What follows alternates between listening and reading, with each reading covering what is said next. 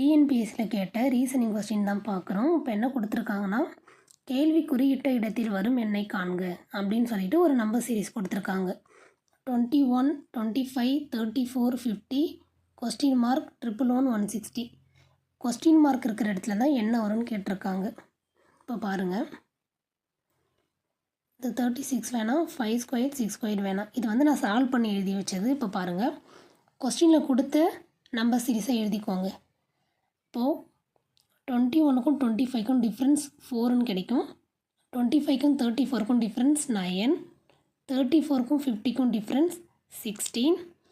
இப்போது இந்த question mark இருக்கிற இடத்துல தான் என்ன வரும்னு கேட்டிருக்காங்க. ஸோ 50க்கும் இந்த கொஸ்டின் மார்க் இருக்கிற இடத்துலையும் நம்பர் தெரிஞ்சால் தான் நம்ம டிஃப்ரென்ஸ் எடுக்கலாம். ஸோ டிஃப்ரென்ஸ் நமக்கு தெரியாது. நெக்ஸ்ட்டு 111க்கும் இதுக்கும் உள்ள டிஃப்ரென்ஸ் நமக்கு தெரியாது. இப்போ 111க்கும் 160க்கும் உள்ள டிஃப்ரென்ஸ் 49. இப்போது இந்த டிஃப்ரென்ஸ் எல்லாமே வந்துட்டு ஸ்கொயர் நம்பரில் இருக்குது. இப்போ பாருங்கள், 4 வந்துட்டு 2 ஸ்கொயர் பண்ணால் நம்ம 4ன்னு கிடைக்கும். 9 வந்துட்டு 3 ஸ்கொயர் தான் 9. அப்போ 4 ஸ்கொயர் 16 வரும். 7 ஸ்கொயர் பண்ணால் நமக்கு 49ன்னு கிடைக்கும்.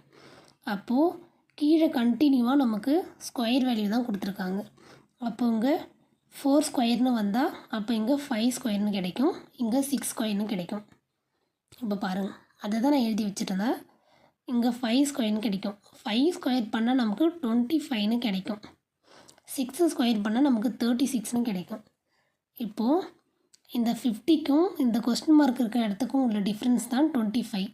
அப்போ இந்த 50ஐயும் இந்த 25ஐயும் ஆட் பண்ணால் நமக்கு 75ன்னு கிடைக்கும். அப்போ 75 தான் என்ன அப்படின்னா நமக்கு கேட்டிருக்காங்களே கொஸ்டின் மார்க்கு இங்கே என்ன வரும்னு, இங்கே 75 தான் நமக்கு வரும். 75 தான் ஆன்சர். நீங்கள் ஃபுல்லாக கம்ப்ளீட் பண்ணி பாருங்கள் கரெக்டாக இருக்கான்னு. இப்போது இங்கே 25ன்னு இருக்கும், இங்கே 75ன்னு இருக்கும். இப்போ 75க்கும் 111க்கும் உள்ள டிஃப்ரென்ஸ் 36. 36 6 ஸ்கொயர் நம்பர் தானே. நெக்ஸ்ட்டு 111க்கும் 160க்கும் உள்ள டிஃப்ரென்ஸ் 49.